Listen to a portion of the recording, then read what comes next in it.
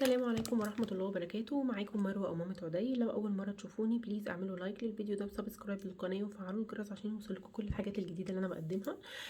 طبعا سائل الأطباق أو سائل المواعين أو صابون المواعين من الحاجات اللي احنا منقدرش نستغنى عنها يعني خالص في البيت كستات بيوت وربات منزل. يعني لازم نغسل مواعين ولازم لينا سائل مواعين. انا اتكلمت قبل كده معاكم عن وفير وقلت لكم ان هو كويس جدا وان هو مميزاته ان هو ريحته حلوه وصابون تقيل وبيرغي كويس وكل الحاجات دي، وهو فعلا الحاجات دي متوفره فيه جدا. بس مؤخرا بصراحه انا بقيت احس ان وفير بقى خفيف شويه.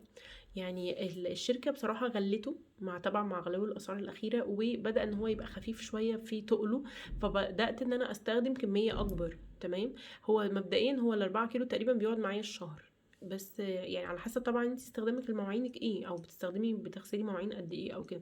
هو بيقعد معايا شهر وشويه. يعني انا كل شهر بجيب اللي هو ال4 كيلو ده. تمام. طيب انا اول ما جبته بصراحه هو كان يعني بحوالي حاجه و40، ودلوقتي هو بقى يعني بالنسبه للسعر الاخير كان ب70 جنيه اخر حاجه في فتح الله. فاحنا لو قسمنا ال70 على ال4 كيلو هيبقى الكيلو ب17 جنيه ونص. فانا بدات ان انا طبعا زي اي ست مصريه بدور على التوفير. فقلت لا، طب انا في فيبا كان عليه عرض، كانوا 3 كيلو و4 كيلو كان عامل 110. يعني لو قلنا مثلا اللي هو ال7 كيلو كان يعني اجمالي هما 7 كيلو، لو قلنا ال110 على ال7 هيطلع حوالي 15 جنيه. 15 جنيه و70 ساغ. فانا قلت لا، طب خلاص، يعني بما ان في 2 جنيه في كل كيلو تقريبا، فخلاص اجرب تاني فيبا يعني يمكن يطلع كويس. طيب هو فيبا بصراحة بعد تجربتي الوفير حسيت ان فيبا اتقل. بس هو مش بيتميز بريحته الحلوه زي وفير. يعني هو ريحته مش احسن حاجه زي وفير ليه ريحه مميزه. لدرجه ان انا لما كانت مامتي تيجي مثلا عندي في المطبخ او كده تقول لي في ريحه حلوه للصابون الاطباق. فكنت اقول لها لا، ده هو من الصابون اللي انا بستخدمه ده، هو ريحته هو اللي عامل الريحه الحلوه دي. فهو كان ريحته فعلا حلوه. وهو ما زال ريحته حلوه، ليه ريحه كده مميزه. يعني هما بيهتموا بالجزء اللي هو العطري ده كويس جدا.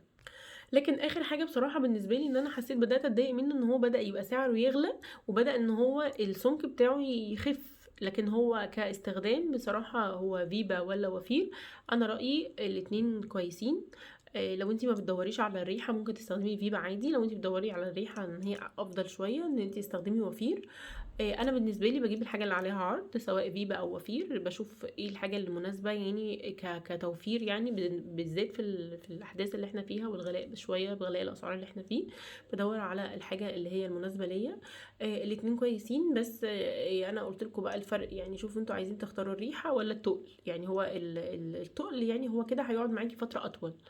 يعني طبعا انا بحط نقطة صغيرة وبخففها بمية كتير يعني، فاهماني. لكن الوفير لا، بحط كتير وبخففها يعني بالمية ويعني وانا في نص الغسيل بتاع المواعين بضطر احط تاني عشان يعني يبقى تقيل معايا. بحب الرغوة كده وان الاطباق تبقى يعني مرغية كده ونظيفة، فبضطر احط اكتر. تمام. ده كان الفرق بكل امانه بين الاتنين. ويا ريت ان انا الفيديو ده يكون فاتكم. ولو انتوا بتستخدموا حاجه تالته غير دول يعني مناسبه وسعرها يعني على قد الايد وحنينه، اكتبوا لي في الكومنتات وشاركوني برايكم. قولوا لي ايه العيب والميزه اللي انتوا لقيتوها في الاتنين. وميرسي ليكم ولوقتكم. ويا ريت اكون فدتكم. وما تنسونيش في اللايك للفيديو والسبسكرايب للقناه وفعلوا الجرس عشان يوصلكم كل الحاجات الجديده اللي انا بقدمها. وباي باي.